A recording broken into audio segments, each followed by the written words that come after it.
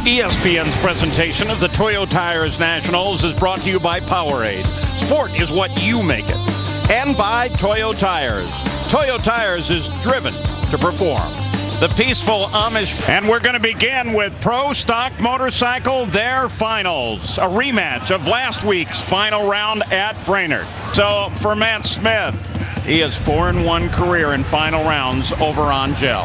And Matt Smith was able to win that race 1 week ago with 10 kidney stones. He passed 3 of them on Thursday. There's still 7. He says the pain level much more tolerable. He's focused and ready to get after another win.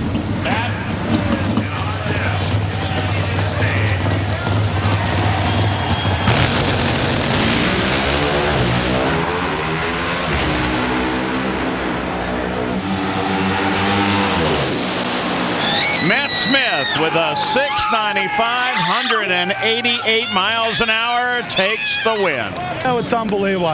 He's won 3 races this year, and I missed all 3 of the races, and it's just unbelievable. Matt is so focused and does a great job. And how about that Nitrofish team this weekend? I mean, the top fuel car with Clay Milligan and Richie Stevens, and now Matt winning. This is just great for the hometown fans. I love it. You just spanked the competition the entire weekend. What did you guys figure out with this thing?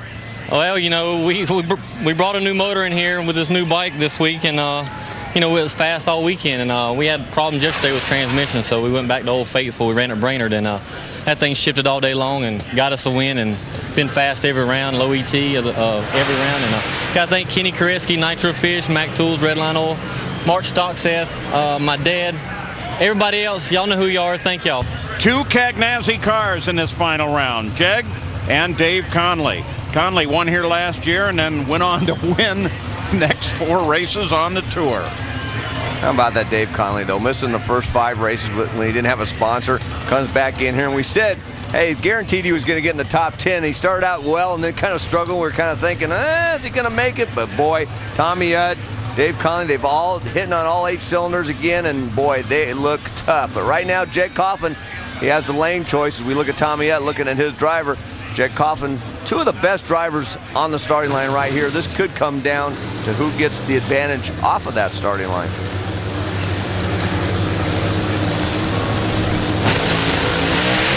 Oh! And a red light! Conley, red lights! By 5,000ths of a second. Well, he knew the pressure was there. His first one of the season. Jeg runs a 665, 206, but it was all over at the starting line. I'll tell you, this weekend was a fabulous. I mean, we struggled kind of in the beginning of the weekend with both cars, and both Tommy Utt and Roy Simmons come up on Jeg's car and Dave's car, and I mean, really, to get themselves here, get by the best in this class, it was just a great day. I mean, and Jegs.com and Charter and LifeLock, and thank you guys. And Jeg, you told us you were struggling all day. You come away with the win, your 40th career victory. Yeah, it feels great. You know, it was one of those deals where we couldn't foul out my great teammate Kondo here, Dave Conley, in the final. We were struggling all weekend without question, and you know, we were able to pull it together. 3rd round, we ran much better thanks to Roy Simmons and my dad, Jeg, feeling it from home, which was cool. So, you know, hats off to the whole Cagnazzi team. We did have a great rebound. It feels great. Toyo Tires for putting on a great event in NHRA Powerade Series here, and you know, we're working our way into this countdown. It's going to be extremely exciting, and you know, driving, we got to get up on this wheel, man, because the driving is going to be extremely tough. And I got to thank Bob and Dave from Pro Motor. They did helped us out quite a bit getting these 500 cubic inch GMs ready, and we're going to be ready for this countdown. That's the key. Congratulations. Thank you. Funny cars are on the track, and it's Beckman and the boss, his boss, Frank Hawley, who last won a race at Dallas. That was back in 1990. He was driving a top fuel car then, and he beat Eddie Hill. He's already got the Rite Aid car back and is anxious to go. Jack Beckman, it'd be his first win with his new crew chief, Johnny West. He was the runner-up a week ago at Brainerd.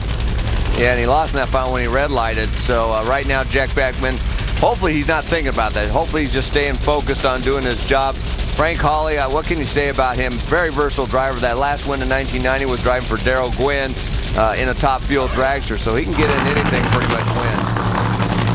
And how about the job that Aaron Brooks is doing? Frank Hawley's crew chief, a man who's been in the sport many, many years, gets his first opportunity to tune, and he's doing a great job.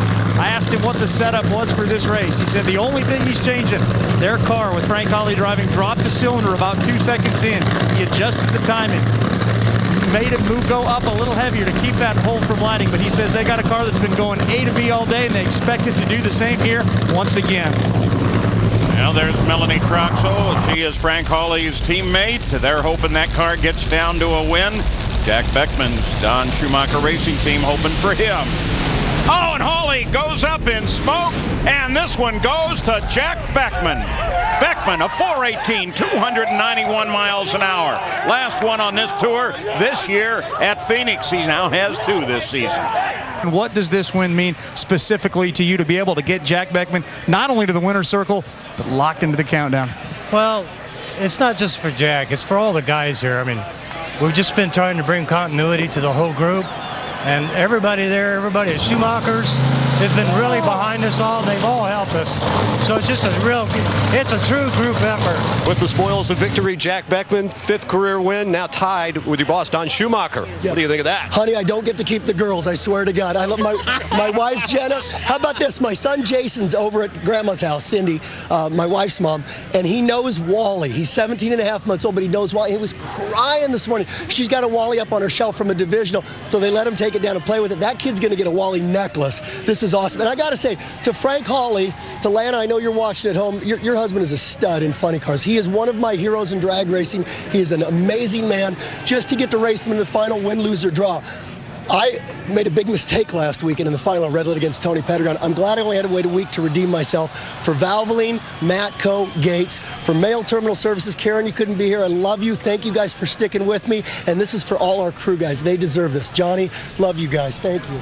Yeah. And now he gets congratulations from Frank Hawley. I don't know there, John Kernan. That mistake might have been this week because Frank may have a pink slip there in his pocket. You don't know how that works out. All right, as we're ready to go, the finals in Top Fuel. The left lane definitely preferred, and there sits Tony Schumacher. You know, pretty much everybody in Top Fuel with lane choice is taking that left lane. But remember, when Tony Schumacher didn't have lane choice against Brandon Bernstein, he got put in that right lane, still runs a 389. So lane choice doesn't seem to make a big difference to this man right there. But Larry Dixon, I don't know. It's another case. You want every advantage that you can have to try to get around Schumacher. You can never count out Larry Dixon. I mean, he's a 2-time Powerade champion. He knows how to race under pressure in these final rounds. He's very good at it.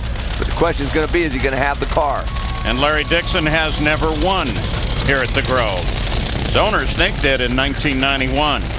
Tony Schumacher be the most consecutive Top Fuel races wins in a row with 5. Set the record in 2005.